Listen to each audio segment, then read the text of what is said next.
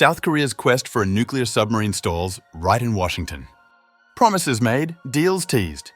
Yet months later, nothing is signed. The fight? Not missiles, not strategy, but where the sub will be built.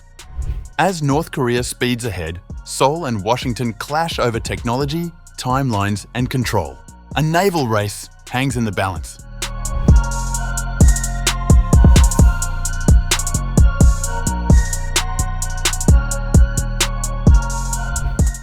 Two weeks after Presidents Donald Trump and Jae-myung announced they had resolved months of fraught negotiations, the promised agreement remains unsigned.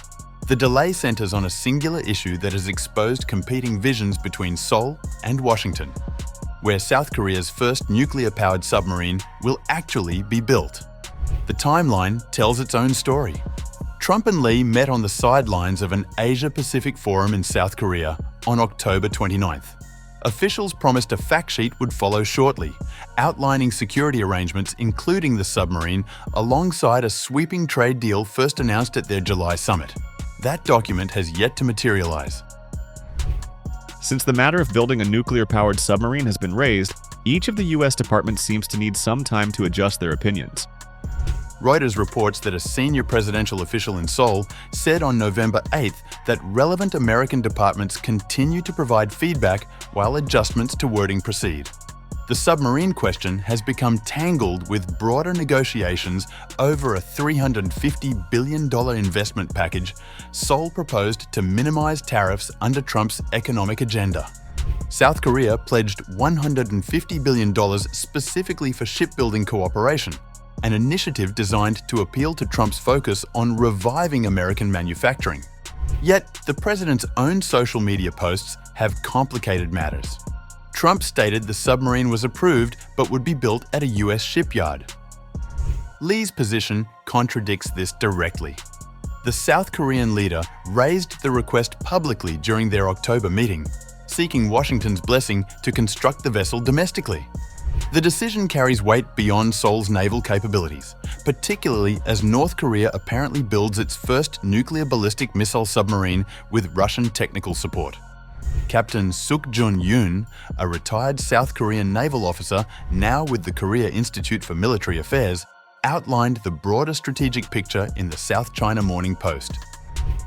For many years, the US Navy has been quantitatively inferior to the Chinese Navy. With the gap growing bigger, its qualitative superiority is also being steadily eroded. South Korea already maintains strong shipbuilding ties with the US military. Korean and Japanese shipyards perform maintenance and repair work on American naval vessels. The Hanwha Philly Shipyard in Philadelphia, owned by one of South Korea's big three shipbuilders, already constructs vessels for US maritime training and emergency use. Washington has approved Seoul's use of nuclear fuel for the submarine.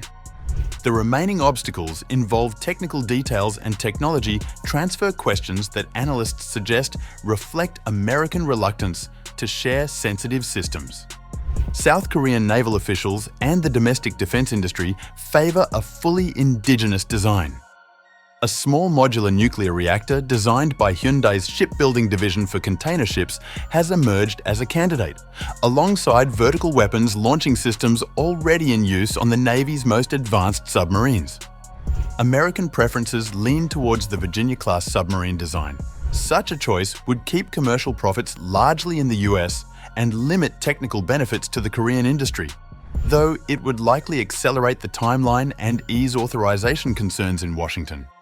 Korean experts consider the Virginia-class reactor obsolescent and would prefer developing their own design.